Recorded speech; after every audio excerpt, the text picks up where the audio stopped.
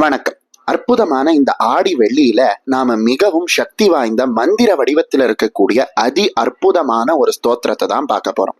இந்த ஸ்தோத்திரத்துக்கு துர்கா துவாத்ரிம்ஷன் நாம ஸ்தோத்திரம் அப்படின்னு பேர். துக்கங்கள் அனைத்தையும் நீக்கக்கூடிய துர்கா பரமேஸ்வரியினுடைய முக்கியமான 32 நாமங்கள் அடங்கிய அதி அற்புதமான ஸ்தோத்திரம்.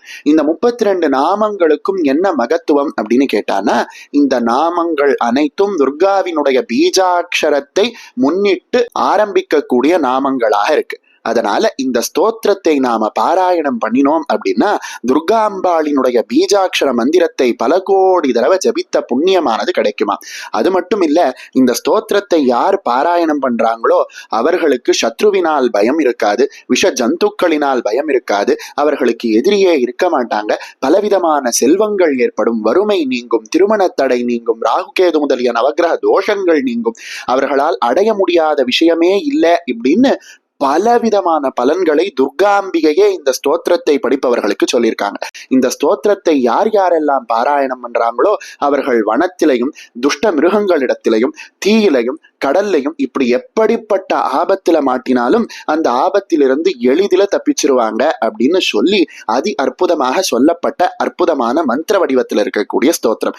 இந்த ஸ்தோத்திரத்தை ஆடி வெள்ளி அன்னைக்கு ஜபித்து அம்பிகையினுடைய மந்திரத்தை பல கோடி தடவை ஜபித்த புண்ணியத்தை நாம இப்ப அடையலாமா? ஓம் ஸ்ரீ துர்கா துவாத்ரிம்ஷன் நாம ஸ்தோத்திரம். துர்கா துர்கார்த்திஷமனி துர்கா பத்மி நிவாரிணி துர்கமச்சேதினி துர்கா சாதினி துர்கநாசினி துர்கதோத்தாரிணி துர்கா நிஹந்திரி துர்கமாபஹ துர்கமஜ்ஞானதா துர்கா दैत्यलोकदवानला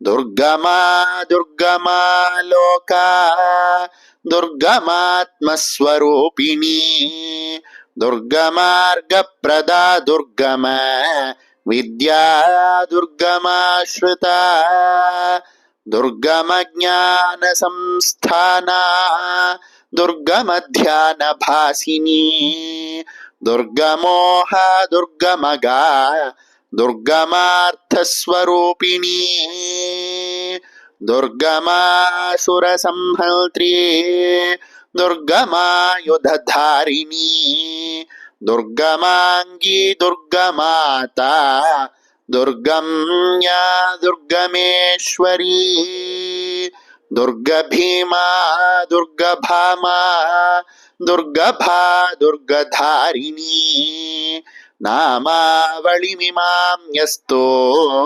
दुर्गाया मम मानवः पठेत् सर्वभयान्मुक्तो भविष्यति न संशयः शत्रुभिः पीड्यमानो वा दुर्गबन्धगतोऽपि वा द्वात्रिंशन्नाम पाठेन मुच्यते नात्र संशयः इति श्री दुर्गा द्वात्रिंशन्नाम स्तोत्रं सम्पूर्णम्।